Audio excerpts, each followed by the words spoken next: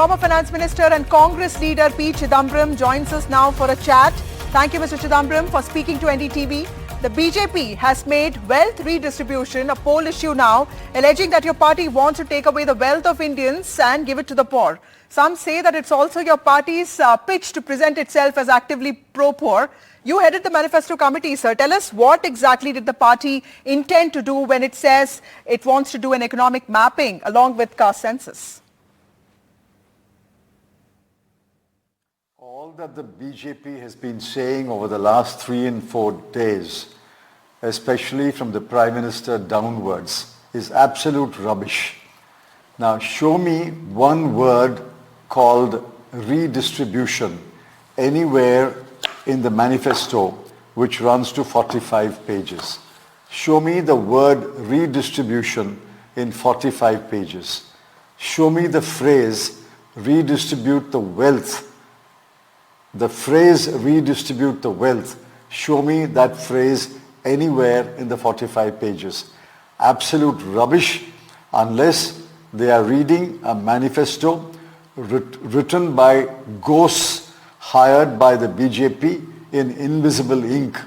I can only pity them if they are reading a manifesto written by ghosts in invisible ink. It's not in our manifesto. Do you also think that talking about a complex issue like inheritance tax now in the middle of an election season could have been avoided, as your party seems to be in a firefighting mode? Where is the word inheritance tax in the manifesto? Mr. Sam Pitroda spoke about it, and he's a senior leader of the party, sir. Doesn't occur in the manifesto. Who spoke about it? Mr. Sam Pitroda. Who spoke about it? I have not spoken about it. Okay. So the PM yesterday also accused the Congress party of diluting the provisions of social justice. And there's an allegation that the Congress planned to give quota to Muslims at the expense of SCs, STs and OBCs. And this move was supposed to be made in Andhra Pradesh. How do you respond to that, sir? Where is that in the manifesto?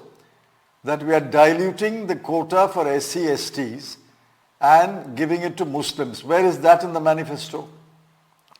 Every single statement made by the BJP leaders in the last 4 days is completely imaginary.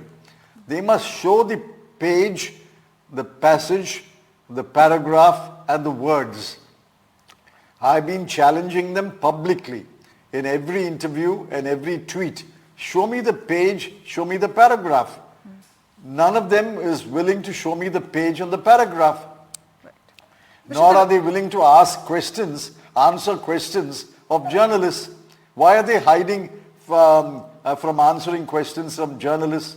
I've told several journalists, go to the BJP leaders and ask them to show me the page. They won't answer any questions from journalists. I am sitting before you, and I am willing to answer questions on our manifesto. Why are they not willing to answer questions? Right. Mr. Chidambaram, some observers are also saying that you've made huge promises in the manifesto, including income support and also financial support for women. And this wealth, survey or economic mapping is also one way of funding those promises, sir. Listen, we have done our mathematics. We have done our math. We are absolutely confident that each one of the promises can be implemented over the term of the government. Last time, when we said we will waive agricultural loans, we were ridiculed saying there is no money to waive agricultural loans. But our government waived the agricultural loans to the extent of 60,000 crore. When we started Maganrega, they said of all the people of India volunteer for work under Maganrega, where is the money? We have implemented Maganrega, and the BJP over the last 10 years has also implemented Maganrega. We found the money for Maganrega. The BJP has also been able to find the money for Maganrega. Every program that we announce, the immediate criticism is that there is no money. But we have implemented the programs. So why do you think, having implemented our promises in the past, why we cannot implement the promises in this manifesto? Mr. Chidambaram, my last question to you, sir. By not talking about the UCC or CAA in the manifesto, it seemed to a lot of us that your party made an attempt to steer clear of being seen as anti-Hindu or pro-Muslim. Do you think that this, politicization of wealth redistribution or economic survey or all that is happening, or the alleged transfer of wealth, do you think that this might cost you politically? All that is not happening. You are repeating your question. Show me, have you read the manifesto? I assume you have. Show me the page and the paragraph where we're talking about redistribution of wealth.